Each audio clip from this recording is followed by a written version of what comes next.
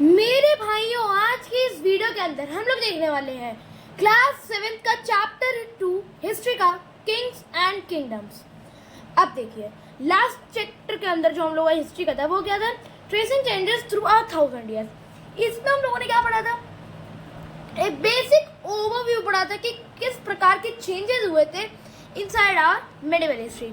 ठीक है, अब इसके अंदर हम लोगों ने किस किस के बारे में पढ़ा था? हम लोगों ने कहाँ से डायनेस्टी मतलब हमारा एंशिएंट पीरियड एंड कब हुआ था? 647 CE, जब किसकी डेथ हुई थी? हर्षवर्धन की, है ना? क्यों भाई हर्षवर्धन की डेथ हुई? क्योंकि वो हर्षवर्धन जो थे हमारे बहुत बड़े इंसान थे, इसीलिए क्या किया गया कि इनका जो नाम था हर्षवर्धन, इन्हीं के नाम पर यहाँ जिस टाइम पर उनकी मृत्यु हुई थी, कौन से ईयर में? अभी लिखा था 647 CE कॉमन एरा, यहाँ उनकी डेथ हुई थी। तो वहीं से किसका मार्क कर दिया गया था? मेडिवल हिस्ट्री का। ठीक, अब यहाँ पर आगे की बात कहानी समझो। हम लोगों ने उसमें पढ़ा था कि किस तरीके के कौन कौन से रूलर्स आए। ठीक है, हम लोग वहाँ पर पृथ्वीराज चौहान के बारे में पढ़ा। हम लोगों ने 2 नक्शों के बारे में बात करी कि कौन सा नक्शा किसने बनाया था। हमने ये भी पढ़ा कि इस प्रकार के चेंजेस आए थे इन टोटल में। ठीक है, लेकिन अब इस चैप्टर को अगर बात करें तो भैया जो हम लोगों ने लास्ट चैप्टर करा था उससे इस चैप्टर को कनेक्ट करते हैं। चलो कनेक्ट कैसे करेंगे? देखो भाई, चैप्टर के नाम में है किंग्स एंड किंगडम्स। अच्छा, लास्ट चैप्टर के अंदर हम लोगों ने कुछ बड़े बड़े रूलर्स के बारे में बात करी थी जो किंग्स थे। जैसे कि हम लोगों ने दिल्ली सल्तनत के बारे में पढ़ा था। ठीक है, दिल्ली सल्तनत था। ठीक है, हमारे मुगल्स हो गए, ठीक है, हमारे राजपूत हो गए। तो ये सब क्या है? ये सब है किंगडम्स एंड किंग्स। कुछ किंग्स भी थे, जैसे कि कौन से? एक हो गए, जैसे मान लो पृथ्वीराज चौहान हो गए। ठीक है, इस टाइम पीरियड की बात कर रहा हूँ, पृथ्वीराज चौहान, जो आप इसी चैप्टर में पढ़ने भी वाले हो। ठीक है, पृथ्वीराज चौहान। ठीक है, अकबर, इसके बारे में आप आगे के एक चैप्टर होगा पूरा डेडिकेटेड मुगल्स पे, उसके अंदर बात करी जाएगी। और हम लोग अगर बात करें तो अलाउद्दीन खिलजी। ठीक है, अलाउद्दीन खिलजी, वैसे इनको पढ़ा खलजी जाता है, लेकिन कुछ लोग खिलजी पढ़ते हैं तो खिलजी भी इसको पढ़ा जा सकता है, क्योंकि मोस्ट ऑफ द लोग इसको खिलजी पढ़ते हैं। कुछ खलजी पढ़ते हैं तो कुछ खिलजी पढ़ते हैं, दोनों ही प्रोनाउंसिएशन करेक्ट है। ठीक, तो चलो भाई चैप्टर को स्टार्ट कर लेते हैं। यहाँ पर क्या लिखा गया है? Many new dynasties emerge after 7th century। 7th century का मतलब 700 से लेकर के 800 AD तक, इसके बीच में बहुत सारी नई नई डायनेस्टीज आई। जैसे कि आप अभी पढ़ोगे चौहान्स ऑफ अजमेर के बारे में, गुजरात प्रतिहार्स, ठीक है, सोलंकीज, चहामनाज, ये देख सकते हो एक मैप है, ये देख सकते हो एक मैप है, तो इसमें कौन क्या क्या है देख सकते हो, चोलाज। अच्छा, अब एक बात याद करो, लास्ट क्लास के अंदर हम लोगों ने चैप्टर पढ़ा था जिसके अंदर हम लोगों ने चोलाज के बारे में पढ़ा था, जो हमने चेराज के बारे में भी पढ़ा था और पांड्यास के बारे में भी पढ़ा था। ये दोनों तो चलो तब से वैसे ही है, मतलब ये अपना एरिया एक्सपैंड नहीं कर पा रहे क्योंकि बीच में चोलाज है। और चोलाज क्या कर रहे हैं भैया? चोलाज लंबा अपना एम्पायर इतना उन्होंने एक्सटेंड कर लिया है। ठीक है, तो आप देख रहे हो कि चोला जो किंगडम था पहले, चोला जो किंगडम था एक, वो अब क्या बन चुका है? एक एम्पायर। क्या बन चुका है? एक एम्पायर। एम्पायर नहीं पढ़ा जाता, इसको एम्पायर पढ़ा जाता है। ठीक है,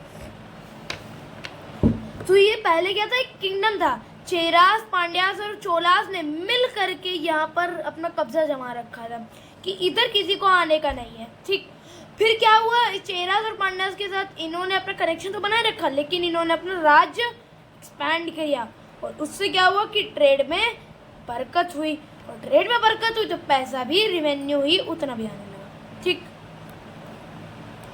ये देखो, लोकेट, गुजरात प्रतिहार, राजपूतास, पालास, चोलास, चहामनास। ठीक है, ये चहामनास को ही चौहान्स कहा जाता है। ठीक है, तो ये हम लोग इनके बारे में पढ़ने वाले इस चैप्टर के अंदर। ठीक है, जो 7th century के बाद ये सारी डायनेस्टीज इमर्ज हुई थी।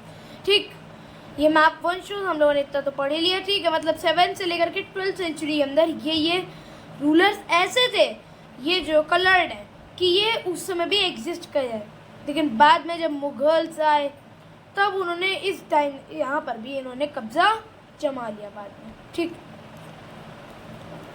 नेक्स्ट Oh भैया, the emergence of new dynasties. By the 7th century, there were big landlords or warrior chiefs in different regions or subcontinents. Existing kings often acknowledged them as their subordinates और samantas. क्या कहने का मतलब है कि भैया new dynasties emerge हुई. अच्छा, अब हम लोगों ने 7th सेंचुरी की बात करी, मतलब 7th सेंचुरी से बात कर रहे हैं हम. तो 7th सेंचुरी में क्या हुआ करता था कि बहुत बड़े बड़े ज़मींदार हुआ करते थे. ज़मींदार मतलब लैंडलॉर्ड्स, ठीक है. और वॉरियर चीफ्स हुआ करते थे. वॉरियर चीफ मतलब सेनापति, ठीक है. सेनापति आपने सुना होगा नाम, है ना. बाहुबली जिसने भी मूवी देखी हुई है उसको पता होगा सेनापति, है ना, जानते होंगे सब लोग, ठीक. In different regions of the subcontinent बहुत बड़े बड़े ज़मींदार और सेनापति बहुत सारे सबकॉन्टिनेंट्स के रीजन्स में थे. और जो एग्जिस्टिंग किंग्स थे वो उनके साथ उनको कैसे एक्नॉलेज किया करते थे, उनको कैसे ट्रीट किया जाता है, एज देयर सबऑर्डिनेट्स. मतलब वो उनके अंडर काम करेंगे, है ना. तो उनको आप क्या कहते थे, समंतास. मतलब क्या है, जैसे मान लो एक राजा का इतना बड़ा एम्पायर है. अब क्या हुआ कि भैया बहुत ज़्यादा बड़ा है मान लो, ठीक है, और उसमें यहाँ पर वो रूल कर रहे हैं. तो अब यहाँ से ये कम से कम नहीं तो इतना एरिया रूल कर पाएंगे, लेकिन फिर इतने बाहर के एरिया का क्या. तो इसीलिए वो क्या करते थे, परेशानियों से बचने के लिए वो अलग अलग जगहों पर अलग अलग पार्ट्स किया करते थे. ऐसे पार्ट्स किए, ठीक है, ऐसे पार्ट्स करके इन पे क्या कर दिया, एक एक इंसान खड़ा कर दिया, ठीक है. एक एक इंसान यहाँ पे खड़ा कर दिया और यहाँ पर हमारे मेन राजा जी हैं, ठीक. तो ये जो दूसरे लोग हैं जो इनके अंडर में काम कर रहे हैं, जो इनका लैंड संभाल रहे हैं, उन्हीं को क्या कहा जाता था, समंतास, ठीक. सामंत भी कुछ लोग कहते हैं, ठीक. तो चले आगे. They were expected to bring gifts for their kings or overlords. अब इनसे क्या एक्सपेक्ट किया जाता है समंतास से, कि ये किंग्स या फिर उनके जो ओवरलॉर्ड्स हैं, मतलब जो उनके ऊपर है, उनके लिए गिफ्ट्स लाने हैं, ठीक. ये उनसे एक्सपेक्ट किया जाता था. लेकिन अभी आगे पता चलेगा क्या करते थे ये लोग. Be present at there courts. हमेशा कोर्ट में प्रेजेंट रहते थे वो. कोर्ट मतलब वो कोर्ट कचहरी वाली कोर्ट नहीं, ठीक. कोर्ट मतलब जो उनका राज्य दरबार हुआ करता था, ठीक, उसके बारे में. And provide them with military support. और उनको मिलिट्री सपोर्ट अपने शहर से कुछ लोग निकाल करके उनको मिलिट्री सपोर्ट के लिए देते थे. As samantas gain power and wealth. अब यहाँ से मेन चीज शुरू हुई. जैसे ही समंतास जो सामंत से या फिर समंतास थे, जैसे ही इनको मिल गई पावर, ठीक है, एक मिनट कलर चेंज कर लेंगे इसका. जैसे ही इनको मिली पावर, इनको मिली वेल्थ, ठीक है, इनको मिल गई वेल्थ. एंड वेल्थ के बाद इन्हें मिल गया क्या, कुछ एक्स्ट्रा. इनको क्या मिलने लगी, इज्जत. मतलब इनको प्राइड भी मिलने लगा, इनको अच्छा लगने लगा. तो प्राइड की बात छोड़ दो, ठीक है. तो इनको दो चीज़ें जैसे ही मिली है, पावर और वेल्थ, ये अपने आप को समंतास की जगह समंस कहते थे, ठीक है. इनको ये कैसे डिक्लेयर कर देते थे, महासामंत डिक्लेयर कर देते थे, ठीक है. क्लियर मेरी सारी बातें. चले आगे. और देखो महासमंतास कुछ लोग डिक्लेयर कर दिया करते थे और कुछ महामंडलेश्वरा, ठीक. इसका मतलब क्या होता था, great Lord of a circle और रीजन. ये बहुत बड़े एरिया के राजा बन जाते थे, ठीक. And so on. और भी बहुत सारी टर्म्स हुआ करती थी जो अपने आप को ये एक्वायर कर लेते थे. Sometimes they asserted their independence from their overlords. कभी कभी ये ऐसे ही अपने आप को इंडिपेंडेंट डिक्लेयर नहीं कर देते थे. कभी कभी क्या करते थे, अपने राजा से बात करते थे. वो चाहते थे कि वो इंडिपेंडेंट हो जाए अपने ओवरलॉर्ड से, मतलब वो राजा से मुक्त हो जाए और वो लैंड उनका हो जाए, ठीक. और कुछ ऐसा ही इंसिडेंट हुआ था राष्ट्रकूटास के केस में. अच्छा, अब हम लोगों ने जो मैप 1 देखा था, इसके अंदर आप ये देख रहे हो बहुत बड़ा एम्पायर दिख रहा है आपको राष्ट्रकूटास का, ठीक है. ठीक है, ये देख सकते हो, ये क्या है, ये हमारे राष्ट्रकूटास है, लेकिन ये एक्चुअली राष्ट्रकूटास कभी थे ही नहीं। हाँ सही सुना आपने, ये राष्ट्रकूटास कभी थे ही नहीं। ये तो हमारे किनके, चालुक्यास के वंशज हैं। किनके, चालुक्यास के ये वंशज है। वंशज मीन्स मतलब वहाँ पर जो हमारे यहाँ कर ओवरलॉर्ड थे, उनके अंडर में एक सामंत काम किया करते थे जिनका नाम था दंती दुर्गा।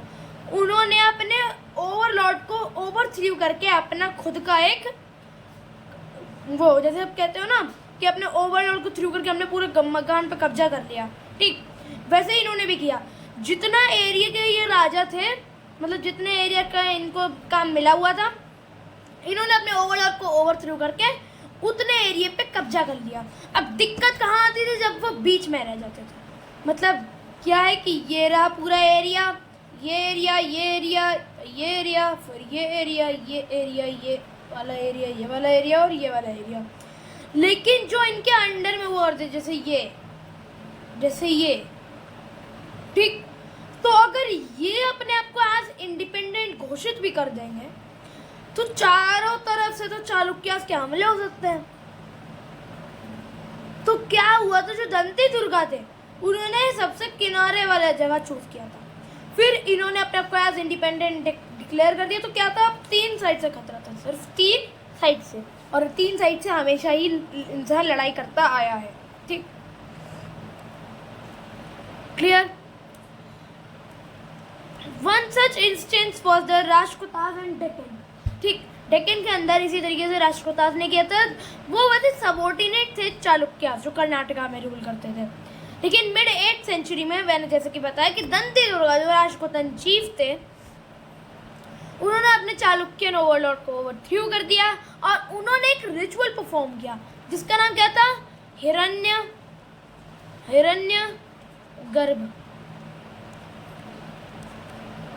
हिरण्यगर्भ का मतलब गोल्डन वूम, ठीक, गोल्डन वूम।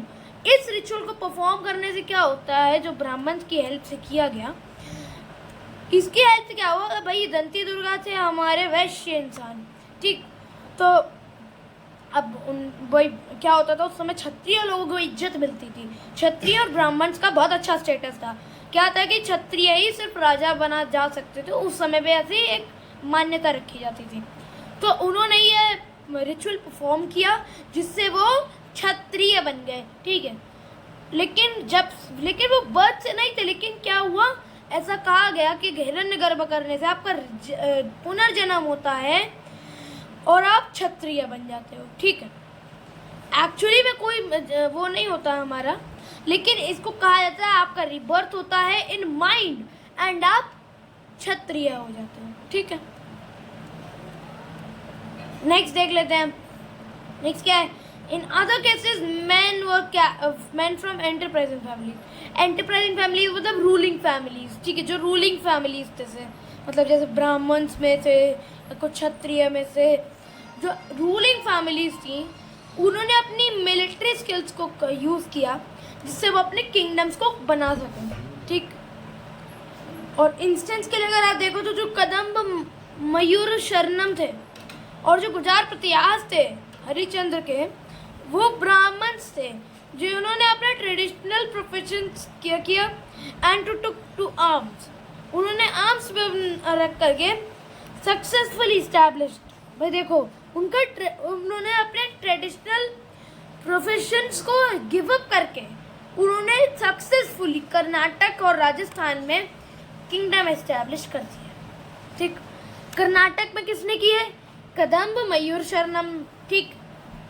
और जो हमारे राजस्थान में किसने किए, गुजार प्रतिहास ने, ठीक। चलो नेक्स्ट, भाई देखो एडमिनिस्ट्रेशन। भाई अच्छा ये बताओ, इतना बड़ा किंगडम कर तो लिया तुमने, ठीक है, कि बड़ा लैंड चाहिए, लेकिन इतने लैंड को एडमिनिस्टर कैसे करोगे। भैया इसके अंदर बहुत से लोग होंगे, ये देखो इसके अंदर बहुत से लोग होंगे, है ना। अब क्या है, बहुत से लोग विरोध भी करेंगे आपका, है ना, कि ये हमें लैंड चाहिए, ये वाला लैंड हमें चाहिए, क्योंकि उस समय विरोध बहुत हुआ करते थे लैंड के पीछे, ठीक है। सबको अपने आप को एज इंडिपेंडेंट किंग घोषित करना चाहते थे लोग, ठीक। लेकिन क्या होता था कि भाई अगर एडमिनिस्ट्रेशन जितना सही रहता हो जगहों का, वहाँ पर विद्रोह भी उतना ही कम होते हैं, और उसी तरीके से जो एडमिनिस्ट्रेशन होता है किंगडम्स का वो भी बहुत अच्छे तरीके से हो पाता है। ठीक, चलो भाई देख लेते हैं। भाई एडमिनिस्ट्रेशन ये सबसे पहला बात तो अपना एक खौफ जमाने के लिए किंगडम के अंदर ये बड़े बड़े हाई साउंडिंग टाइटल ले लेते। हाई साउंडिंग मतलब बहुत ज़्यादा द्रौब वाले टाइटल ले लेते, जैसे कि महाराजाधिराज, ठीक, त्रिभुवन चक्रवर्तन, ठीक। कैसे कैसे टाइटल लेते थे? महाराजाधिराज मतलब क्या होता है? राजाओं के राजा, महाराजाधिराज इनका नाम होता है। राजाओं के राजा, हमारे राजा, ऐसे कहा जाता है इसको, ठीक। और कौन? त्रिभुवन चक्रवर्ती। त्रिभुवन चक्रवर्ती मतलब तीनों लोकों के राजा, ठीक। लेकिन अगर एक्चुअली में देखा जाए वो ऐसे से क्लेम तो कर लेते थे, और वो पावर भी सामंत के साथ शेयर कर लेते थे, पीजेंट्स के साथ शेयर कर लेते थे, और ट्रेडर्स और ब्राह्मण्स के साथ भी शेयर कर लिया करते थे।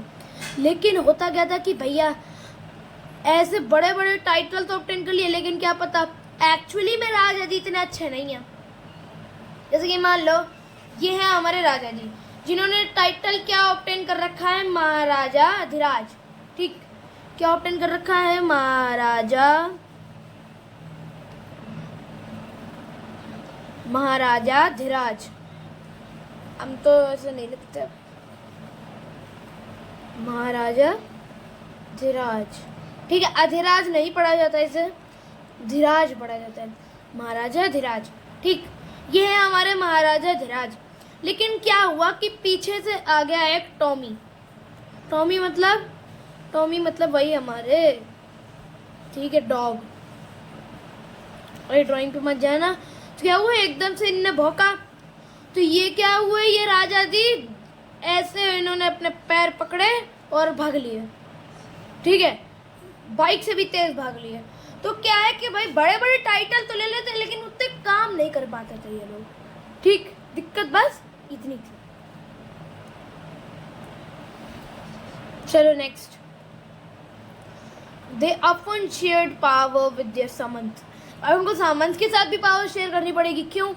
क्योंकि भाई सामंत है ना, अंडर में काम कर रहे हैं, तो उनके साथ पावर तो शेयर करनी ही पड़ेगी, तभी तो वो रूल कर पाएंगे। नहीं तो उस जगह के लोग अपने आप को आज इंडिपेंडेंट ठहरा देंगे, ठीक। अब पीजेंट्स के एसोसिएशन के साथ क्यों पावर शेयर करनी पड़ेगी? भाई देखो, पीजेंट्स हैं मतलब फार्मर्स हैं, वो टैक्स पे कर रहे हैं, ठीक। अब टैक्स पे करने के लिए भी क्या करना पड़ेगा उनको? टैक्स पे करने के लिए उनको पावर चाहिए। पावर, वो कहते हैं कि भाई टैक्स तो हम पे कर देंगे, लेकिन उसके बदले में हमें कुछ पावर्स चाहिए। तो राजा, भैया अगर राजा कह देगा पावर्स नहीं मिल पाएंगी, तो वो ऑब्वियसली बात सामने से मना कर दिया जाएगा कि हम टैक्स भी नहीं देंगे, ठीक। और वह मारना भी बहुत मुश्किल हुआ करता था, क्योंकि क्या पता भाई पीजेंट भी कोई क्षत्रिय हो और उड़ा दिए तुमको, ठीक है। तो इसीलिए उनको पावर शेयर करनी पड़ती थी। ट्रेडर्स के साथ भी शेयर करनी पड़ती। क्यों? भाई ट्रेडर्स हैं, ट्रेड करेंगे तो ट्रेड के बाद पैसा तो आएगा ना, तो पैसे को भी उनको शेयर करना पड़ेगा, टैक्स के तौर पर लेंगे ना वो, तो उसके लिए भी ये पावर्स मांगते थे। और ब्राह्मण्स के साथ तो सदियों से चला आ रहा है कि उनको पावर देनी ही पड़ती है, क्योंकि जितने भी पूजा पाठ वो होते हैं पूरे उस किंगडम में, वो तो ब्राह्मण्स ही तो करते हैं, तो उनके पास पावर पहले से ही हुआ करती है, उनको पावर देनी नहीं पड़ती, उनके पास पहले से पावर होती है, ठीक। In each of these states resources were obtained from the producers. अरे देखो वही बात आ गई, पीजेंट्स के एसोसिएशन के साथ इनको शेयर करना पड़ेगा, ठीक। जैसे कि पीजेंट्स हो गए, कैटल कीपर्स हो गए, आर्टिशंस हो गए, ठीक, जिनको परस्यू भी किया जाता था कभी कभी, और कंपेल किया जाता था, मतलब उनको फोर्स किया जाता था कि वो जितना भी उन्होंने प्रोड्यूस किया है उसका कुछ पार्ट सरेंडर कर दें, ठीक। कभी कभी इसको एज रेंट लिया जाता है कि भैया क्या है कि अब आजकल के रेंट की बात नहीं हो रही, मतलब घर पे रहने का रेंट, वो नहीं रेंट है, ठीक। रेंट बेसिकली यहाँ पे क्या है कि तुम उनके राज्य में रह रहे हो ना, तुम्हें वो जगह दे रहे हैं रहने के लिए, ठीक। तो वो जगह के लिए भी वो रेंट लेते थे, और रेंट के तौर पे वो जितना भी उन्होंने प्रोड्यूस किया है उसका आधा हिस्सा ले लेते थे। जैसे भैया पीजेंट ने बड़ी मुश्किल से 2 महीने की मेहनत करके, 2 महीने की भी नहीं, 6 से 7 महीने की मेहनत करके 50 किलो अनाज उगाया था। अब भैया बोलेंगे कि रेंट निकालो या फिर टैक्स निकालो, तो ऑब्वियसली भाई 25 किलो तो वही ले जाएंगे, तो बचेगा कितना? 25 किलो। अब 25 किलो में भी वो 15 किलो तो या 15 से 20 किलो वो बेच देगा, 20 किलो बेच देगा, बचेंगे कितने अंत में? 5 kg। 5 kg में उसका होगा क्या? 5 kg तो 2 दिन में खल्लास। ठीक, कम खाता होगा तो 3 या 4, मुश्किल से इतने दिन में तो खल्लास हो ही जाएगा। ठीक, तो क्या होता था उस समय के लोग फिर इसका विद्रोह भी किया करते थे। लेकिन क्या होता था, राजाओं के पास पावर है भाई। देखो आदमी गया, ये वाला आदमी ये रही, ये हमारे राजा जी। ठीक, ये हमारे नॉर्मल इंसान, ये हमारे राजा जी। अब ये चिल्ला रहे हैं, ये चिल्ला रहे हैं कि भैया ऐसे क्यों टैक्स रखते हो, ऐसे क्यों, मुझे पढ़ने क्यों नहीं दे रहे, ऐसे क्यों कर रहे हो, ऐसे क्यों कर रहे हो। फिर क्या हुआ, निकाली इन्होंने तलवार और गले पे चला दी खचाक। मुंडी इधर पड़ी है, बॉडी इधर पड़ी है। ठीक, तो यही क्या करते थे उस समय के राजा। ठीक, यही किया करते थे उस समय के राजा, इसलिए कोई इतना ज़्यादा भी विद्रोह नहीं किया करता था। करेंगे भी तो घर के अंदर बैठ के करेंगे। ठीक, और नहीं तो अगर बाहर निकले तो गला कट सकता है, फिर आपको जान गंवानी पड़ेगी। अच्छा, अब एक ऐसी टैक्स की कहानी है चोलास की। चोला एम्पायर के अंदर उन्होंने 400 से ज़्यादा, 400 चीज़ों के लिए उन्होंने टैक्स लगाए थे, और वो भी हमेशा कैश के फॉर्म में नहीं कि भैया इतना रोकड़ा निकालो, नहीं, कभी कभी फोर्स लेबरिंग करवाया करते थे। ठीक, जैसे कि कदम-आई हो गए हमारे। ठीक, और कभी कभी लैंड रेवेन्यू लिया करते थे, और एक हाउस में रहने के लिए भी उनको टैक्स पे करने पड़ते थे। लैडर का यूज़ कर रहे हो पाम ट्री पे चढ़ने के लिए, उसका भी टैक्स देना पड़ेगा। ठीक, फैमिली की प्रॉपर्टी को सक्सेस करना चाहते हो, उस पर भी टैक्स लगेगा। ठीक, and etcetera and so on. लेकिन अब आज की तारीख बताओ कि भैया क्या आज के दिन ऐसे कोई टैक्स कलेक्ट किए जाते हैं कि भैया अगर ये देखो पाम का ट्री है रहा। ठीक, तो एक सेकेंड,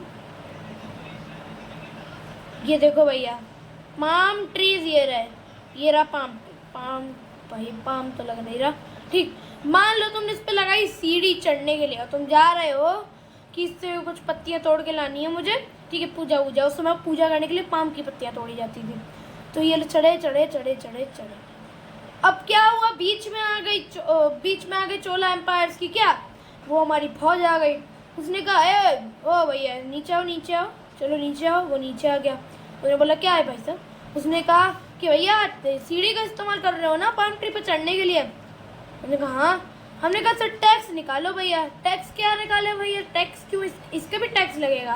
उसने कहा हाँ 200 रुपये दो फिर चढ़ो। ये सुनने के बाद इंसान वहीं पे बेहोश हो जाएगा, क्योंकि भाई 400 टैक्स, हर छोटी छोटी चीज़ पर टैक्स लगाते हैं वो लोग, जिसको वो लोग वेट्टी कहा करते थे। लेकिन ये जो चोलास थे वो वेट्टी का इस्तेमाल बहुत सही जगह किया करते थे। ठीक, मतलब ऐसा नहीं करते थे कि इतना पैसा मिला है तो इसमें से 25% हम चीज़ों पे खर्च करेंगे, मतलब जो हमारे राज्य को मैनेज करने के लिए 25% हम जो हमारे सैलरी जो पे करनी पड़ेगी उसके लिए 50% हम ही लेके जाएंगे।